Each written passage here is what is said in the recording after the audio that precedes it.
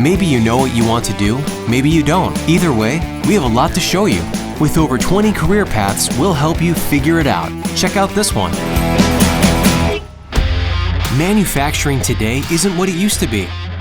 Equipment is high-tech, plants are clean, and workers need the skills to match. Manufacturers build nearly everything. Your cars, the latest smartphones, TVs, tablets. They make the packages for the food you eat and, well, you get the idea. So if you're not sure what to do after high school, think about getting a challenging job in manufacturing. Welders join metal parts together. Sounds pretty simple, right? But did you know that they make good money doing it? And they do so much more. Welders read blueprints and operate high-tech welding equipment.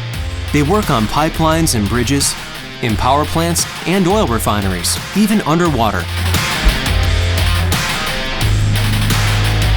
Want to operate the slickest high-tech equipment out there? Be a precision machinist. They fabricate parts that fit together perfectly, using sophisticated lathes and CNC machines. A machinist builds custom parts for spaceships and cars built on assembly lines. Some work on prototypes for testing before a product goes into production. There are all types of engineers. They build bridges and help create the products that you just have to have. Engineers design the machines that make the stuff we use. They help make huge stadiums, the world's tallest buildings, the fastest cars, and the medical equipment to see inside the body. There are plenty of other career paths in the manufacturing technologies field, like first-line supervisors, industrial engineer technicians, and production managers, to name a few.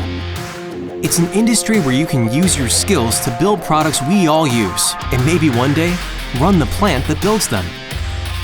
You may need more training or a college degree later. That's okay. You have to start somewhere.